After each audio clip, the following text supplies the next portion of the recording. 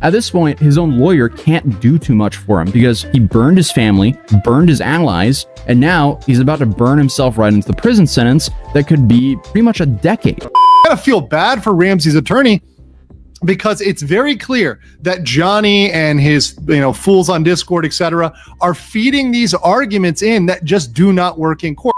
Johnny Somali's legal nightmare has just taken an even darker turn. And this time, the blow didn't come from the prosecutors or even the court. It came from his own lawyer. Yes, you heard that right. The very person Johnny was depending on to defend him has now stepped away, leaving him in an even more hopeless position than before. So here's the big question. When his next trial date arrives, will Johnny Somali have anyone standing beside him? Because without proper legal defense, there's no way to dodge what's coming. Deportation is now completely off the table, and any hope of lighter punishment is gone.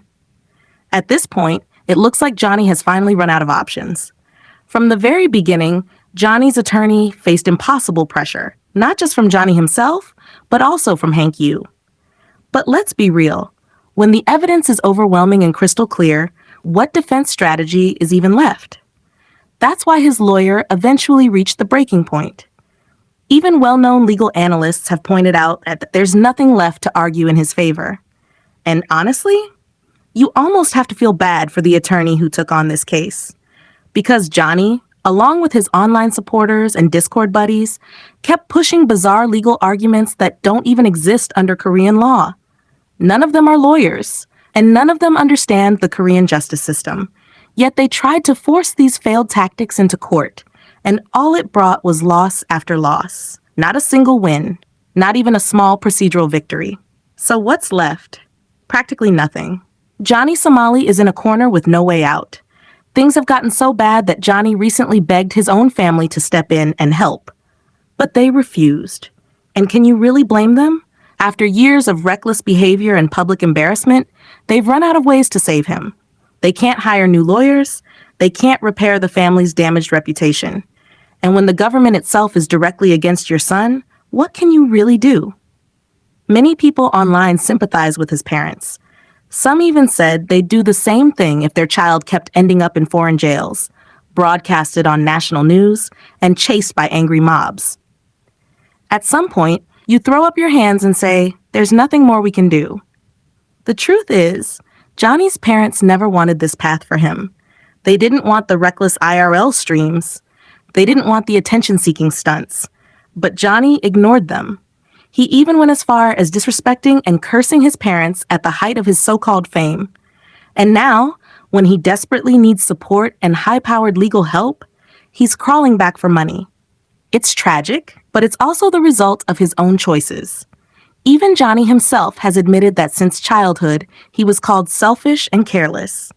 His own father once told him he was a callous person, and sadly, that behavior only grew worse over time. So yes, some people argue his parents failed to steer him in the right direction. But at the end of the day, the responsibility rests squarely on Johnny's shoulders. And back in the courtroom, his situation is collapsing fast. At this stage, he only has a couple of not guilty pleas left. But if those fall apart and the charges stick, he's basically on a straight path to sentencing. The last line of defense his lawyer even tried to use was weak, claiming Johnny didn't actually make the deepfake videos himself, he only shared them. The prosecutor immediately tore that apart, pointing out that even if he didn't produce them, he still admitted to distributing them. And his lawyer had no choice but to say Johnny did distribute the videos, but only because he was drunk. That's how weak things have gotten. And yet, Johnny hasn't given up pretending. While his lawyer is out of moves, Johnny still tries to defend himself in public. He insists South Korea is treating him unfairly, that his freedom of speech is being attacked. But let's be honest, this is nothing more than another desperate act to paint himself as a victim. The problem is, the world is no longer buying it. Everyone is watching every little thing he does, and every apology or statement feels like manipulation. He says he's sorry, but his history shows otherwise. And now, he's even trying to restart his YouTube channel again, as if new content could somehow cover up the legal disaster he's facing. But the truth is, he can't even afford his legal bills anymore. In fact, many believe he never paid his lawyer properly to begin with. And yet, he keeps pressuring the same lawyer to fight for him when there's simply nothing left to fight. Even creators like Atosi have confirmed what legal experts already know. This case is basically done. Johnny has burned every bridge, his family, his allies, his reputation. And now he's about to burn himself with a prison sentence that could last nearly a decade. Even Johnny himself has admitted his chances of escaping this are slim to none. He knew it from the start, and yet he kept pushing new excuses and new tactics, hoping one of them might stick. But they never did. And now, with his lawyer seemingly stepping away, this chapter might finally be closing. Even if the lawyer continues on paper, the reality is that Johnny's defense has collapsed. There's no miracle strategy waiting in the background. There's no secret plan that can save him. So at this point, it looks like the story is over. The only thing left is the sentencing. But what do you think? Is there even the slightest chance Johnny Somali could walk away from this? Or has he already sealed his fate? Let me know your thoughts in the comments.